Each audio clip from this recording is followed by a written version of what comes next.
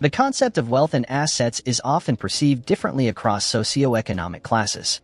In the middle class, individuals may hold certain beliefs about what constitutes an asset, only to realize that not all possessions or investments contribute equally to financial well-being. In this video, we'll explore 6 common misconceptions and shed light on things the middle class often thinks are assets but may not necessarily be. Robert Kiyosaki, a famous book author, concludes that the assets or liabilities owned by individuals are markers that distinguish the different classes. This basically means that what you own will tell you whether you're rich or poor. So stay tuned as we dive into things the middle class thinks are assets but are actually not. 6. The middle class spends first then invests later.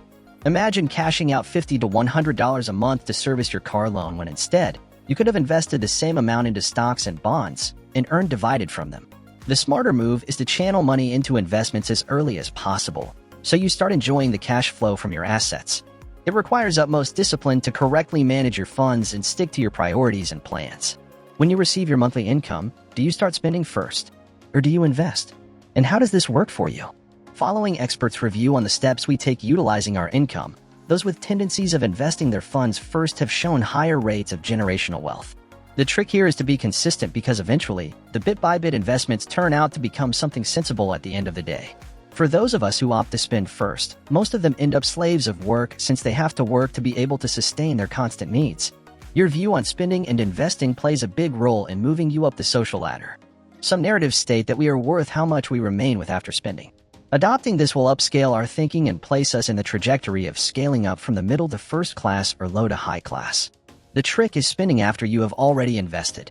It might take a while to start reaping the benefits, but eventually you will come to terms that the tip works wonders.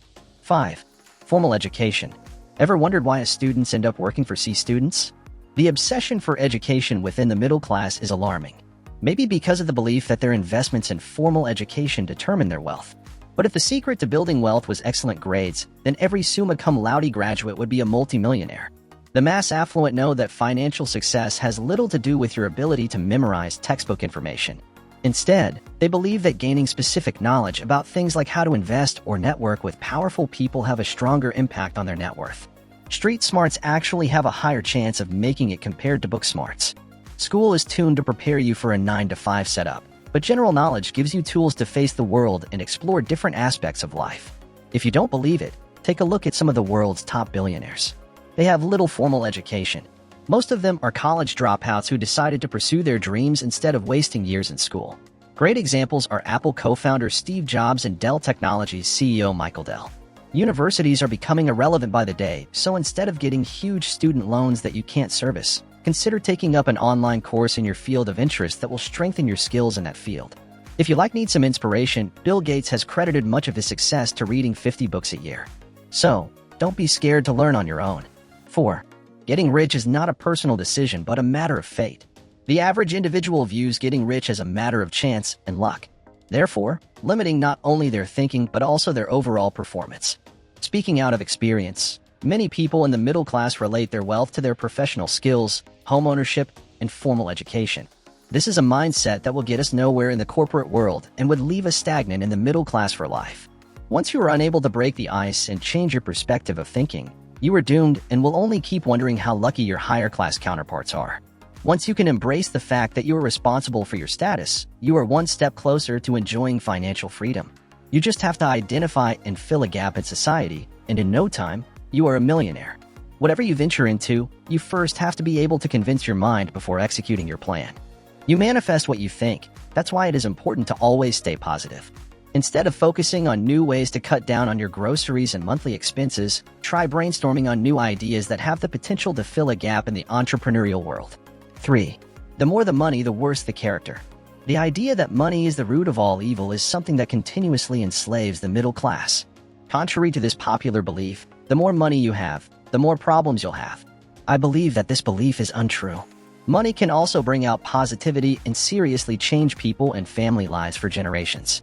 It's unfortunate that most individuals relate vast wealth to greed, corruption, and oppression, among other vices. But that is not the case once you familiarize yourself with wealthy individuals.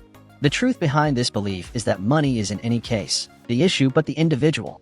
Vast wealth only brings out the true character of an individual. If you were greedy before, Once you get financial freedom, you will become greedier and vice versa. So the goal is to cleanse our minds and transform our thinking. If you are a just and kind individual, money will more likely highlight your virtues. So you better invest wisely and learn to distinguish between humility and poverty. 2. Saving money instead of investing. The middle class tends to believe in various rules of savings. The low and middle class are more comfortable risking less compared to the high-class individuals. The mistake that many folks make is that, by saving money, they think they have achieved the ultimate goal towards wealth. However, the secret of wealth is multiplying the money and not saving. Money is beloved to many as it is used as a dynamic medium of exchange of commodities and services and has a circulating tendency. Therefore, it should not be hoarded but multiplied. A common subconscious trait amongst the middle class is that money is scarce. Hence, there could never be enough, thus leading many to hold back on spending and maximize on saving. This economic class has conformed to putting money in a piggy bank or a bank hoping to create generational wealth. The middle class tend to trust banks so much that they'd rather leave their money sitting around their accounts than spend it on some risky investment opportunities promising high returns. This tendency is a far-fetched strategy towards generating any real wealth. This is because most times, money is subject to a withholding tax, leaving you with just a little less an amount than you had initially saved. The norm in the banking industry is that after you save money, it is utilized by banks. Where do you think banks get money to finance loans? They most definitely use your stored cash to finance investors with ideas and little capital. This, unfortunately, keeps the rich very rich while the poor are as poor as they were yesterday. 1.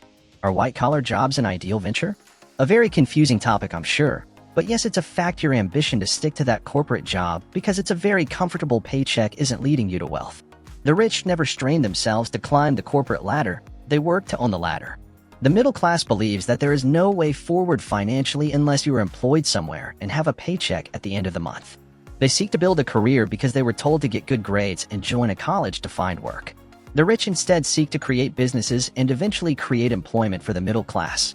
This rigid thinking of the middle class leaves them stagnant and unable to climb up the economic ladder. They also end up making good errand boys for their employers and make billionaires in the process. No matter how thick the paycheck is at the end of the month, chances are your employer only lost about 10% of his billions to pay you that much. The wildest part is that the probability is that you are good at your craft better than your employer. That's why they hired you. So think about if you could only dare to start something small of your own, what amount of greatness would you build? The message is simple. Everyone needs to get out of their comfort zone. Be a little willing to take risks no matter how small you think it is. That is the very first step towards financial freedom and wealth beyond imagination. Now, doesn't that sound nice? Well, thank you guys so much for watching today's video. I hope you've enjoyed and found value while watching it. If you did, go ahead and give it a thumbs up.